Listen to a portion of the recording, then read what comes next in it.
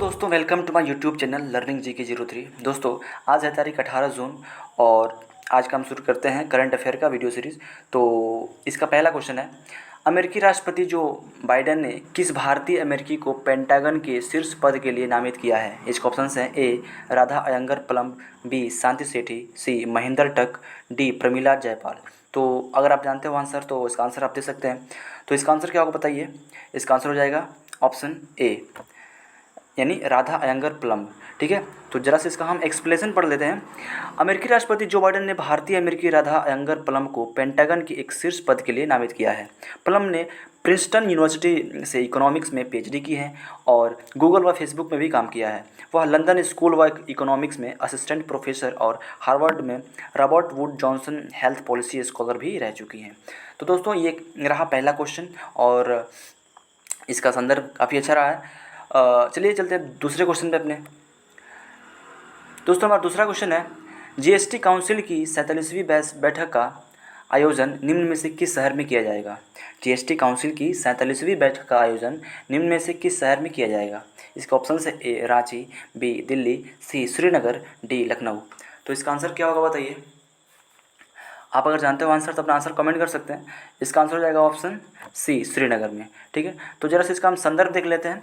कह रहा है, वित्त मंत्रालय ने बताया कि काउंसिल की 47वीं बैठक 28-29 जून 2022 को श्रीनगर में होगी। पहले GST काउंसिल की बैठक अप्रैल के लिए निर्धारित की गई थी, लेकिन वित्त मंत्री निर्मला सीतारमण की व्यस्तता के कारण बैठक को स्थगित करना पड़ा। जानकारी के लिए बता दें कि GST काउंसिल की बैठक वित्त मंत्री की अगुवाई में होती है और इसमें केंद्र राज्यों की वित्त मंत्री भी शामिल होते हैं।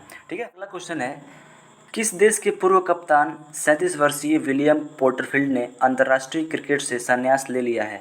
इसके ऑप्शन है A Scotland, B Australia, C England, D Ireland. तो आपको बताना है, इसका आंसर बताइए क्या होगा। तो इसका आंसर हो जाएगा ऑप्शन डी आयरलैंड। ठीक है, जो ये विलियम पोर्टफील्ड है ये आयरलैंड के रहने वाले हैं। जैसे इसका संदर्भ पढ़ लेते हैं। आयरलैंड के पूर्व कप्तान 37 वर्षीय विलियम पोर्टफील्ड ने अंतर्राष्ट्रीय क्रिकेट से संन्यास ले लिया है। पोर्टफील्ड ने संन्यास की घोषणा के बाद कहा कि 16 साल तक अपने देश का प्रतिनिधित्व करना मेरे लिए सम्मान की बात है। पोर्टफील्ड ने दो एक दिवसीय विश्व कप व 5 T20 विश्व कप में आयरलैंड का नेतृत्व किया है। ठीक है, चलते हैं अपने अगले क्वेश्चन पे। मित्रों, हमारा अगला क्वेश्चन है, केंद्र सरकार ने अग्निपथ स्कीम की ऊपरी आयु सीमा पहले साल के लिए 21 साल से बढ़ाकर कितने वर्ष कर दी है। तो इसके ऑप्शंस हैं ए 22 वर्ष, बी 23 वर्ष, सी 24 वर्ष, डी 25 वर्ष। तो इसका आंसर क्या होगा बताइए। अगर आप आंसर जानते हो तो अपना आंसर कमेंट कर सकते हैं। तो इसका आंसर हो जाएगा ऑप्शन बी 23 वर्ष। ठीक है, तो जैसे इसका हम संदर्भ देख लेते हैं। केंद्र सरकार ने अग्निपथ स्कीम की ऊपरी आयु सीमा पहले साल के लिए 21 वर्ष से बढ़ाकर 23 वर्ष कर दी है। हालांकि युवाओं को अधिकतम आयु सेवा में 2 साल छूट का यह फायदा केवल पहले साल में ही मिलेगा। रक्षा मंत्रालय के अनुसार कोरोना की वजह से 2 साल तक सेना भर्ती नहीं होने के चलते आयु सीमा पार कर चुके युवाओं को मौका देने के लिए यह अहम फैसला लिया गया है। केंद्र सरकार ने हाल ही में स्पष्टीकरण जारी करते हुए कहा कि 4 साल की योजना के बाद जो अग्निवीर रिटायर होंगे उन्हें बिजनेस, एजुकेशन तथा अन्य नौकरियां आदि को आगे बढ़ाने हेतु सरकार की तरफ से सहायता दी जाएगी। तो दोस्तों, ये रहा इसका संदर्भ। चलते हैं अगले क्वेश्चन पे। तो हमारा अगला क्वेश्चन है, भारतीय प्रेस परिषद PCI के अध्यक्ष निम्न में से किसे नियुक्त किया गया है। इसके ऑप्शंस हैं ए राहुल सचदेवा, बी रंजना प्रकाश देसाई, सी प्रकाश मल्होत्रा, डी मोहन अग्रवाल। तो इसका आंसर क्या होगा, अपना आंसर कमेंट कर सकते हैं। तो इसका आंसर हो जाएगा ऑप्शन बी रंजना प्रकाश देसाई। इसका संदर्भ क्या है, उच्चतम न्यायालय की पूर्व न्यायाधीश न्यायमूर्ति रंजना प्रकाश देसाई को भारतीय प्रेस परिषद यानी PCI के अध्यक्ष पद के लिए चुना गया है। न्यायमूर्ति रंजना प्रकाश देसाई का जन्म 30 अक्टूबर 1949 को हुआ था। उन्होंने 1970 में एफलिंस्टन कॉलेज मुंबई से कला में स्नातक और 1973 में government of law college Mumbai से कानून में स्नातक की परीक्षा उत्तीर्ण की। वे सुप्रीम कोर्ट की पूर्व न्यायाधीश भी रह चुकी हैं। तो चलते हैं अपने अगले क्वेश्चन पे। मित्रों, हमारा अगला क्वेश्चन है, हाल ही में आरती प्रभाकर को किस देश के राष्ट्रपति के विज्ञान सलाहकार के रूप में नियुक्त किया गया है। हाल ही में आरती प्रभाकर को किस देश के राष्ट्रपति के विज्ञान सलाहकार के रूप में नियुक्त किया गया है? तो इसका ऑप्शन है ए चीन, बी रूस, सी अमेरिका, डी नेपाल। तो बताइए इसका आंसर क्या होगा? तो इसका आंसर हो जाएगा ऑप्शन सी अमेरिका। ठीक है, तो देखते हैं। हाल ही में आरती प्रभाकर को अमेरिका के राष्ट्रपति के विज्ञान सलाहकार के रूप में नियुक्त किया गया है। वे एरिक लैंडर की जगह लेंगी, जिन्होंने अपने कार्यकाल के दौरान अपने कर्मचारियों को धमकाने और शत्रुतापूर्वक कार्य करने का वातावरण बनाने की बात स्वीकार करने के बाद उनकी नियुक्ति के 9 महीने के बाद भूमिका छोड़ दी थी।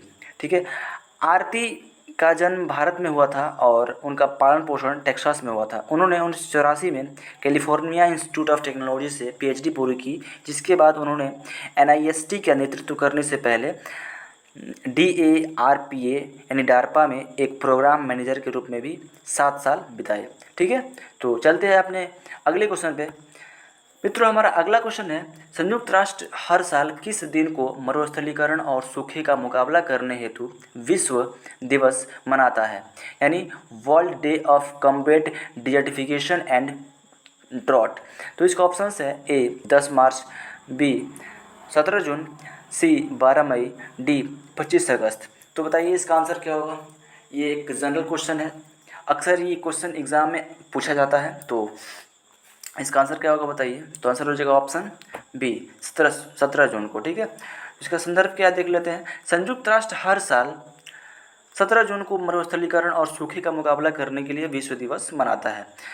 मरुस्थलीकरण और सूखे का मुकाबला करने के लिए विश्व दिवस भूमि क्षरण और मरुस्थलीकरण के प्रति सार्वजनिक दृष्टिकोण को बदलने पर ध्यान केंद्रित करता है। तो दोस्तों, आपने इसको समझा। चलते हैं अगले क्वेश्चन पे। हमारा अगला क्वेश्चन है, केंद्रीय संचार मंत्री अश्विनी वैष्णव के मुताबिक भारत में कब तक 5G सेवाएं लॉन्च कर दी जाएंगी? तो इसका ऑप्शन है अप्रैल 2024 तक, बी मार्च 2025 तक, सी दिसंबर 2022 तक, और अगर अंतिम है डी मार्च 2023 तक। तो इसका आंसर क्या होगा? अगर आपने करंट पढ़ा हो तो आप जानते होंगे इसका आंसर। तो इसका आंसर हो जाएगा ऑप्शन डी यानी मार्च 2023 तक।